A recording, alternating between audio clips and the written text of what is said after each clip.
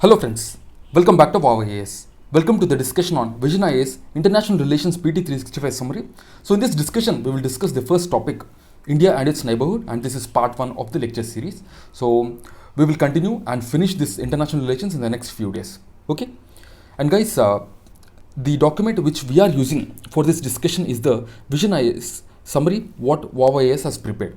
So in this summary, what we have done is we have reduced the PT365 document into less than half pages. That means the PT365 of international relations consists of approximately 60 pages. And these 60 pages we have reduced to 30 pages. We have summarized all the important content. So how this will help you is this will enhance your revision. This will reduce your preparation time and this will give you more time for revision, because as you know, revision is the key for prelims. Okay, so do make the best use of this initiative. If you want to enroll for this initiative, you can go to our Telegram channel and check the details. The Telegram channel details are there in the description. Now let's begin the discussion. First, we have the IndoChina Relations. So this IndoChina Relations, the first thing what we have is the recent border dispute between India and China. So recently, the border tensions rose off after a standoff in the northern Sikkim and Ladakh across the line of actual control. As you know, the Indo-China border is known as the line of actual control. The Indo-Pak border is known as line of control. Okay. So the Indo-China border is not fully demarcated. There are various points where there is a difference in the perception of the border between India and China. And if we see the LAC, it demarcates India controlled territory from the Chinese controlled territory, and as per India, the LAC is 3,488 kilometers, whereas China say it is only 2,000 kilometers. And the LAC is divided into western, middle and eastern sectors. And the boundary dispute in the western sector, that is in the Ladakh region, pertains to the Johnson Line proposed by the British in 1860s, and this extends till Kunlun Mountains and put Aksai Chin in the Jammu and Kashmir. But if you see currently, the Aksai Chin is part of China, and India used Johnson Line and claim Aksai Chin, but China says China doesn't recognize this Johnson Line, and they say that Aksai Chin is part of China. It is part of Tibet, in fact. And in the middle sector, if you see, that is in the region of Himachal Pradesh and Uttarakhand, the dispute is minor, that is near the Baroda Plains. Indochina exchanged maps, which they broadly agree. In the eastern sector, the disputed boundary is over the McMahon Line, and it was decided in 1914 in a meeting of China, India and Tibet, but later on, China even does not completely recognize this McMahon Line. Okay, it was initially initiated by China, but later on they have subsequently refused it, and they currently say that Tawang is part of China. Okay, so if you see here in this western sector, that means in the region of Ladakh, so from north to south, if you see, in the north we have the Dipsang Plains. After this we have Galwan Valley. After the Galwan Valley, to the south of Galwan Valley we have the Hot Springs, and to the south of Hot Springs we have Pangong Tso Lake. So remember this from north to south, because tomorrow there might be a direct question on this. Arrange the following from north to south. There can be a question like that. So we have Dipsang Plain, we have Galwan Valley, you have Hot Spring, and then you have the Pangong Tso Lake. So this is the order from north to south. And also there is a news about this Indo-China water relations, that China is planning to build a massive dam over the Brahmaputra river. The Brahmaputra is known as the Yarlung Tsangpo in China. And this Yarlung Tsangpo, that is Brahmaputra, originates in the Lungpo Glacier in the northwest Tibetan plateau. Lungpo Glacier. Okay. So if you see the current status of the Indo-China water relationship, the transboundary rivers from China to India fall into two groups. First is the Brahmaputra river system on the eastern side, that is towards the east of India. Okay. And here if you see, we have the tributaries like Subansri and Lohit, they also come from China along with the Brahmaputra mainstream. And towards the western side, we have Indus and Satluj. The origin of Indus and Satluj happens in Tibet, and they come from Tibet to India, and then from India they flow to Pakistan. There is no institutionalized mechanism on water cooperation. So Tibet Plateau, if you see, Tibet Plateau is also known as the third pole for glacial expanses and vast reserves of fresh water. The key features of this system, if you see, this Tibetan plateau is the source of 7 largest Asian rivers: the Indus, the Ganga, Brahmaputra, Irrawaddy, Salween, Yangtze and Mekong. These rivers flow into Pakistan, India, Bangladesh, Myanmar, Laos and Vietnam, and they form the largest runoff projects, or you can say runoff from the single location. okay, largest forms. And approximately 718 billion cubic meters of surface water flows out of Tibet every year. So next, if we see a new security law in Hong Kong. So this new security law was passed in Hong Kong, and the China's National People Congress has approved this new Hong Kong National Security Law. So we have this system called one country, two systems. So one country, two systems is basically the system which we can see between China and Taiwan. So this OCTS, the one country, two systems, which is proposed to unify China and Taiwan, is rejected by Taiwan. It is rejected by Taiwan. And the idea resurfaced when China started talks with Britain and Portugal, who ran Hong Kong and Macau as colonies.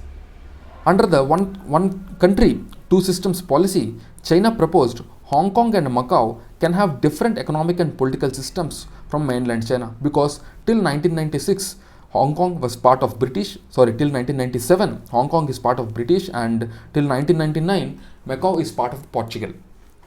So after Hong Kong was returned to China and Macau was returned to China, deal was made that till 2049, till 2047 for Hong Kong and till 2049 for Macau, the economic system and the political system will be as usual. They will not be changed. Okay, both the regions became the special administrative regions of China with their own currencies, economic and legal systems. But defense and foreign affairs are part of China. Defense and foreign affairs are decided by China. Hong Kong have various kinds of freedom, like freedom of speech, some democratic rights as well. Freedom of speech, expression and democratic rights, which is absent in the mainland China. The freedoms protected by the basic law, mini constitution that guides the relationship between Hong Kong and China. And this law is valid for 50 years, that is till 2047 for Hong Kong and 2049 for Macau, which I told already. And the basic law can be amended with 2/3 majority in Hong Kong's national legislature. So here you can see this is the place where Taiwan exists. Okay, you can see Taiwan in the South China Sea. So below Taiwan you have Macau, and above Macau you have Hong Kong as well. So from north to south, if we see, you have Taipei, that is the Taiwan in the first place, Taiwan in the north. Towards the south of Taiwan you can find here Hong Kong, and towards the south of Hong Kong you have Macau. Okay, just keep an eye on these locations, because tomorrow there might be a direct question on these kind of locations, because in the past few years we have been seeing that UPSC is asking directly questions on these. Okay, so now let's move on to the next one. The Tibetan Policy and Support Act. Tibetan Policy and Support Act is passed by the United States.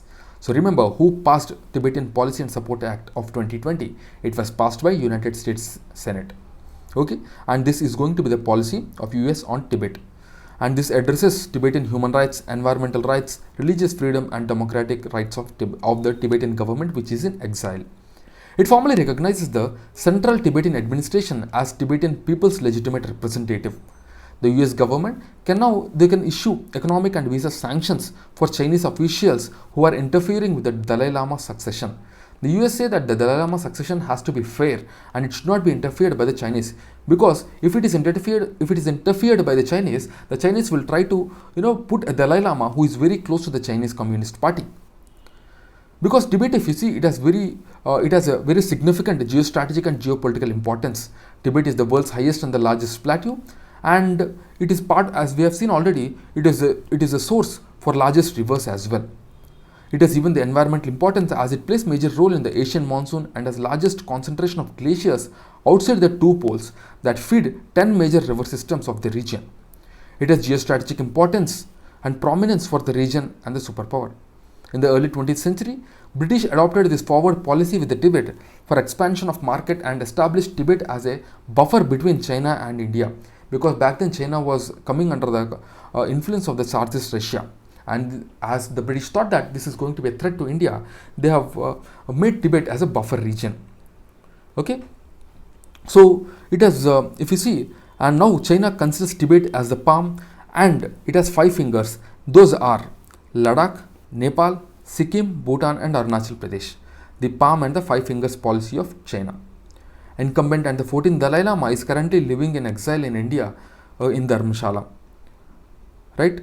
And he is leading a movement for genuine autonomy to the Tibet. So that is their main aim, or you can say that is the thing which they want. They are not asking for independence, rather they are asking for genuine autonomy.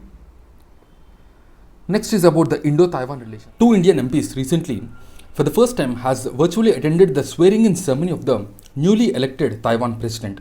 So that's why this was in news. The post-independence bilateral ties between India and Taiwan ceased to exist when in 1950, India accorded the diplomatic recognition of the People Republic of China. And during Cold War, informal ties between Delhi and Taiwan remained remote. Okay, and only in 1995, India and Taiwan, they have started some kind of relationships, some kind of bilateral relationships in areas like economy, trade, investment, media and tourism. And in 1995, they have set up in Taiwan capital Taipei the Indo-Taipei Association. Okay, but however, India don't have official diplomatic relationship with Taiwan and don't recognize Taiwan as an independent country. So this is about Indo-Taiwan. And also, as I told already, one country, two systems is related to China and Taiwan. And if you see the One China policy is one of the important thing for China. So what happened earlier is we have Taiwan and we have China. So in China in 1949, the People Republic of China, they have protested, or you can say they have fought against the the People Republic of China, that is the present China. They have revolted against the nationalist forces, that is the Kuomintang party. And during this war, what happened is the People Republic of China, that is the communist China, it has won. And these nationalist forces, that is the Kuomintang party, they have fled to Taiwan. And from then on, they have been in Taiwan, and they say that they represent the original China, whereas the communist China say that they represent the original China. So that is the issue what they have in between. So China, through its, that is today's China, through its diplomatic relationships, so they have made countries not to accept Taiwan as an independent country. And also the China, they ask countries, okay, to sever all ties with Taiwan, and they want countries who want to have diplomatic relationship with China should not have any other ties with Taiwan. So this is called as the One China policy. And Taiwan, if you see, it is not a member of UN and WHO, but it is a member of WTO. So remember this as well. And out of the 193 countries of UN, only 179 countries, or you can say 179 countries don't have any diplomatic ties with Taiwan. And next, if you see, you have the Indo-Bangladesh relationship. So Indo-Bangladesh relations, if you see, this year, that is 2021, marks the golden jubilee of the 1971 war. That is the reason in the 2021 Republic Day celebrations, the contingent of Bangladesh came for the parade. India was one of the first countries to recognize Bangladesh and establish the diplomatic relationships. And Bangladesh is India's largest trade partner in South Asia. And with Bangladesh, we have various drills like the Exercise Sampriti and Milan. And India extended 500 million line of credit for the defense exports. Okay, for the defense exports to Bangladesh. And connectivity, if you see, recently, India and Bangladesh are restoring the pre-1965 rail links that existed. Example, the railway link between the Haldibari in India and Chilahati in Bangladesh was recently started. And also works on the Akuhara and Agartala link are underway. And both committed to operate the Bangladesh, Bhutan, Nepal, India, the BBIN Motor Vehicle Agreement 2015 to regulate the passage, personnel and cargo vehicle traffic. And border management, if you see, India and Bangladesh, they share the longest border, or you can say the Indo-Bangladesh border is the longest border for India. And recently, in 2014, the ratification of the land boundary agreement and delimitation of maritime boundary. So this has led to peaceful borders, resolution of the border disputes very peacefully between India and Bangladesh. So here you can see in this image, the countries that are surrounding Bangladesh, the states that are surrounding Bangladesh. This is, remember, from the examination point of view, this map. So you have West Bengal, you have Assam, you have Meghalaya, you have Tripura and Mizoram. So these are the states that surround Bangladesh. Okay, so remember this.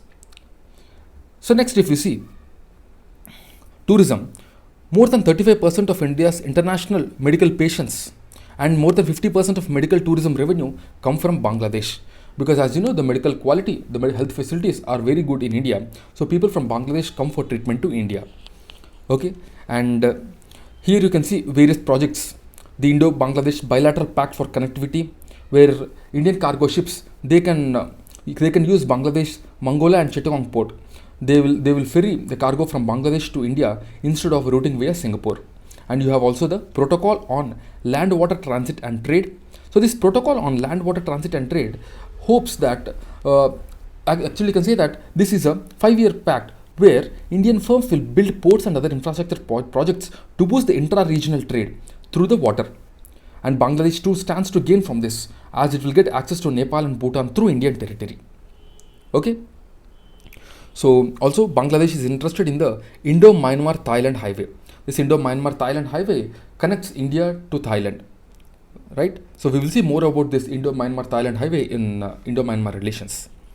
And if you see this protocol on inland water transit, which we have discussed, so this protocol on inland water transit, it is the second addendum which was signed with the inclusion of new routes and declarations. And here ships of India can stop at Bangladesh and vice versa, and they can use these stops for the fuel and other supplies, right? Next is the Indo-Nepal Relations. So recent times we have seen the Indo-Nepal Relations, they have faced a lot of crisis because of various issues, because of the influence of China and because of other reasons. So recently Nepal unveiled a new political map claiming strategically important the Kalapani, Limpudura and Lipu Lake of Uttarakhand. So these are the three areas where there is a disagreement between India and Nepal. And also you have another region, Susta in Bihar. All these three, the Kalapani, Limpidara and Lipu Lake, they are in Uttarakhand, and you have Susta in Bihar. And in all these areas you have issues with Nepal. Okay, and if you see the Treaty of Sagoli, according to this Treaty of Sagoli only, the border between India and Nepal is demarcated. And in this treaty there is a small issue. There is an issue with regarding to the origin of river Kali. This origin of river Kali is the major reason for the dispute with regard to this Kalapani region. Okay. So if you see Indo-Nepal border, India and Nepal shares about 1800 km open border along West Bengal, Uttarakhand, Uttar Pradesh, Bihar and Sikkim, among all these states. And after the 1950 Indo-Nepal Friendship Treaty, we have these open borders where Nepal people can come to India freely and Indian people can go to Nepal freely. And also you have this connectivity where the people from Nepal can come and work in India as well. They can apply for government jobs as well. Okay. Next is the Pancheshwar Dam project. The Pancheshwar Dam project is built over river Mahakali. Under the Mahakali Treaty, it will be developed by India alone. Okay. And the river Mahakali is known as Sharda in India, right? Next is the Indo-Nepal Friendship Treaty, which was signed in 1949 between India and Nepal. So under this, the Nepal people can come work in India. They can apply for government jobs and civil services as well. Okay. And the Nepali nationals can open bank account and as well as buy property in India.